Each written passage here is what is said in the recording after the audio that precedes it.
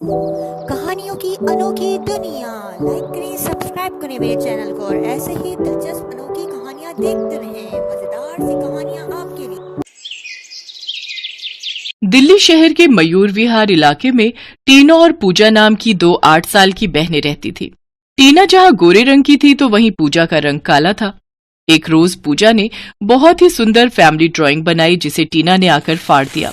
टीना, ये तुमने क्या किया? मेरी ड्राइंग क्यों फाड़ दी? क्योंकि तेरी ये बेकार की ड्राइंग मेरी ड्राइंग से बहुत गंदी है। मैं सुंदर हूँ इसलिए मैं ड्राइंग भी सुंदर ही बनाती हूँ, और तू काली है इसीलिए ड्राइंग भी अपनी तरह ही बेकार बनाती है। अपनी बैंगन जैसी शक्ल लेकर चली जा यहाँ से। इतना कहकर टीना पूजा को धक्का दे देती है। तभी उनके पिता संदीप आकर पूजा को संभाल लेते हैं। टीना, तुम्हारा दिमाग खराब है भला?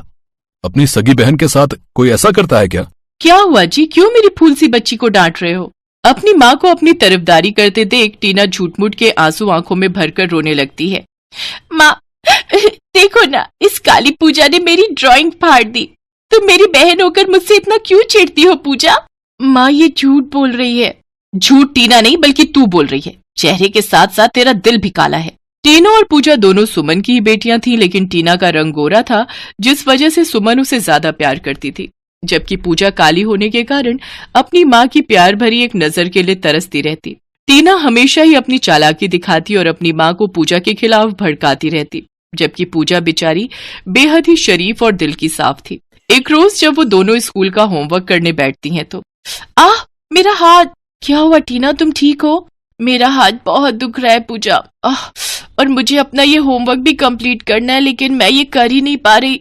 कोई बात नहीं, तुम आराम करो, इसे मैं कर देती हूँ। आखिर काम निकलवा ही लिया मैंने। मैंने अपनी मुफ्त की नौकरानी से। ये बेवकूफ हर बार मेरे झांसे में आ जाती है।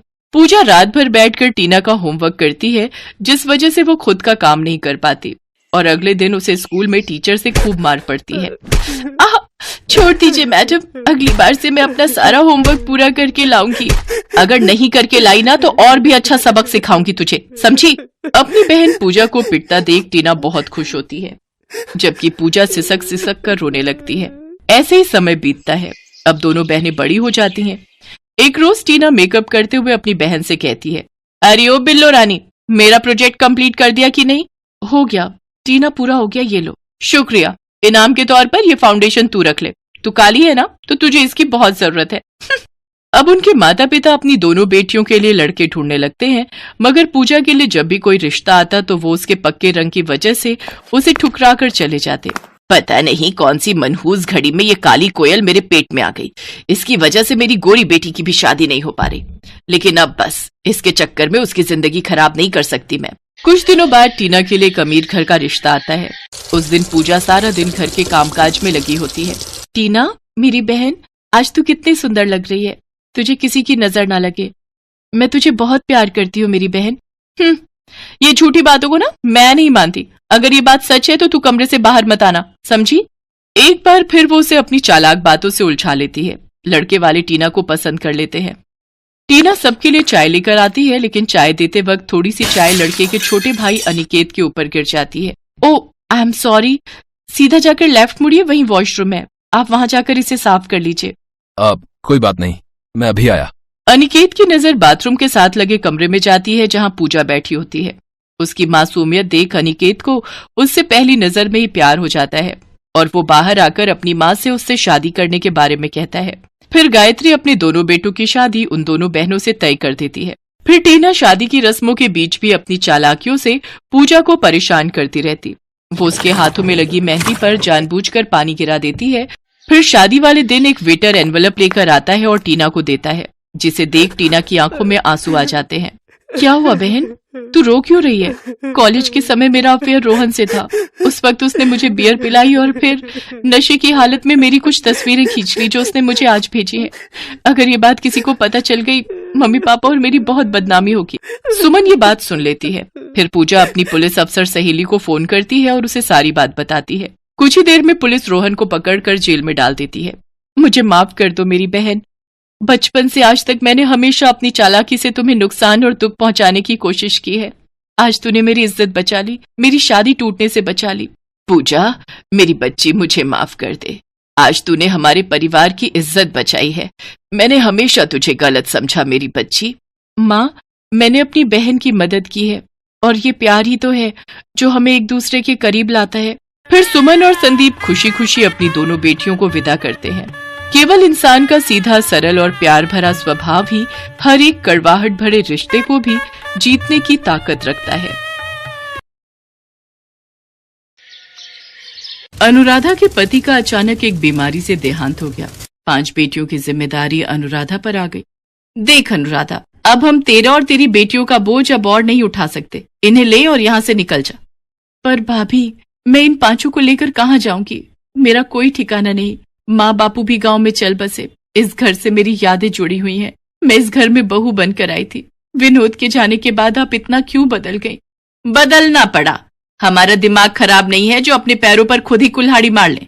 अरे आने वाले समय में तेरी ये 5 बेटियां बड़ी होंगी तो तू तो इनकी शादी की जिम्मेदारी हमारे मत्थे मर देगी। चल निकल यहाँ से। रहम करो भाभी, इतनी रात में मैं अपनी बच्चियों को लेकर कहाँ जाऊंगी? ये ऐसे नहीं मानेगी। तू आगे से हट, इसे मैं धक्का देता हूँ। अनुराधा के जेठ जेठानी बड़ी क्रूरता से उसे उसकी बेटियों के साथ सड़क पर धक्का दे देते हैं। अब मैं इतनी रात में इन 5 को लेकर कहाँ जाऊं? मेरी मदद करो प्रभु। अनुराधा अपनी 5 बेटियों का हाथ थामे रात के अंधेरे में सड़क पर चल रही थी। मम्मी, बहुत डर लग रहा है। अंधेरे में कुछ भी दिखाई नहीं दे रहा। चिंता मत करो, मैं तुम्हारे साथ हूं ना, डरो नहीं। मम्मी, अब हम कहाँ जाएंगे? ताऊजी ताईजी ने तो घर से निकाल दिया। मम्मी, बहुत प्यास लगी है, पानी पीना है। पूजा, तू इन 4 का ध्यान रख, हाथ पकड़ के रखना। मैं सामने नल से पानी भरकर लाती हूँ। अनुराधा अपनी बेटियों को सड़क के किनारे बिठाकर पानी लेने चली जाती है। तभी एक गुंडा अनुराधा के पास आता है और उसका हाथ पकड़ लेता है। क्या बात है, प्यास लगी है क्या? कहो तो हम बुझा दें। मेरा हाथ छोड़ो, मुझे छोड़ दो। ओए, जब वो कह रही है तो छोड़ क्यों नहीं देता? अबे, तू इसका कौन है, जो बीच में टांग अड़ाने आ गया? मैं कोई भी हूँ, तुझे इससे क्या? लगता है तू ऐसे नहीं मानेगा। वो आदमी गुंडे को मारपीट कर वहां से भगा देता है। शुक्रिया भैया, आज आपने मेरी मदद की। इसमें शुक्रिया की कोई बात नहीं, ये तो मेरा फर्ज था बहन। अनुराधा अपनी बेटियों को लेकर जाने लगती है। तभी, बहन, इतनी रात में तुम अकेली कहाँ जाओगी? यहीं पास में ही मेरी मौसी का घर है, रात वहां रुक जाना। बच्चियों के साथ अकेले रात में रहना खतरे से खाली नहीं। मम्मी, हम सबको भूख लगी है। चलो आओ, मौसी के घर चलते हैं, वहां सब पेट भर कर खाना। शुक्रिया भैया। वो आदमी अनुराधा और उसकी बेटियों को अपनी मौसी के घर ले जाता है।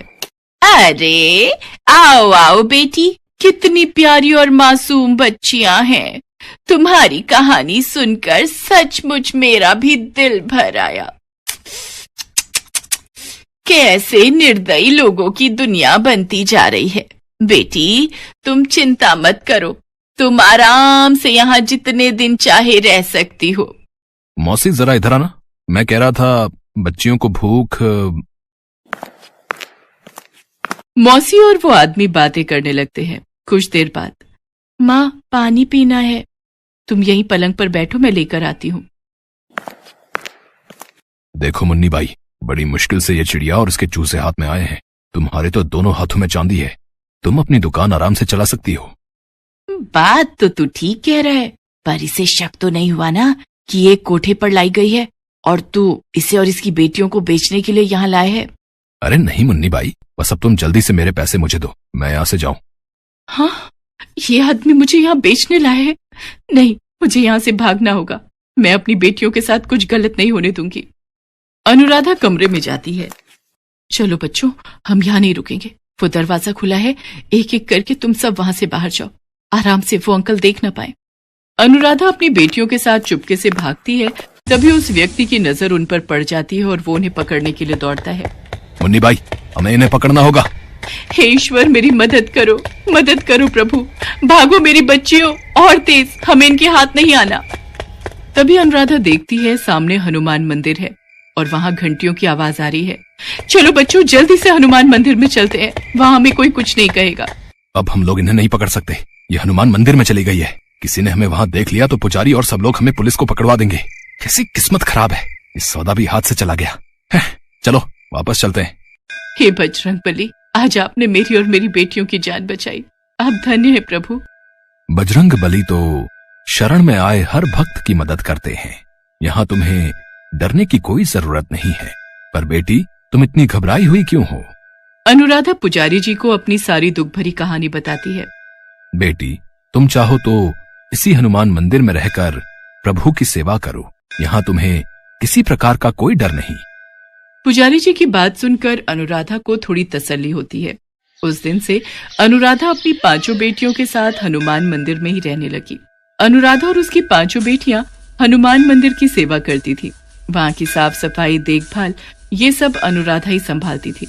एक दिन अनुराधा ने पुजारी जी से कहा, पुजारी जी, मैं सोच रही थी मंदिर के बाहर ही फूल माला और पूजा की सामग्री बेचने का काम करके थोड़े पैसे कमा लूंगी, ताकि अपनी बेटियों को स्कूल में पढ़ा लिखा कर उनकी शादी कर सकूं। ये तो बहुत उत्तम विचार है अनुराधा बेटी। मैं कल ही फूल वाले और पूजा सामग्री वाले की दुकान पर तुम्हें ले चलूंगा।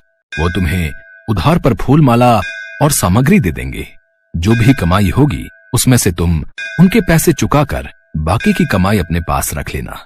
ऐसे ही धीरे धीरे तुम्हारा काम शुरू हो जाएगा। पुजारी जी अनुराधा को फूल माला और पूजा की सामग्री दिलवा देते हैं। अनुराधा मंदिर के बाहर ही फूल माला और पूजा की सामग्री बेचने लगी। अनुराधा ने अपनी बेटियों को एक सरकारी स्कूल में डाल दिया। अब उसकी बेटियां पढ़ने जाने लगी थीं। अनुराधा को हनुमान मंदिर में रहते हुए 15 साल बीत गए। अनुराधा की मंदिर के बाहर ही फूल माला और पूजा सामग्री की 2 बड़ी दुकानें थीं।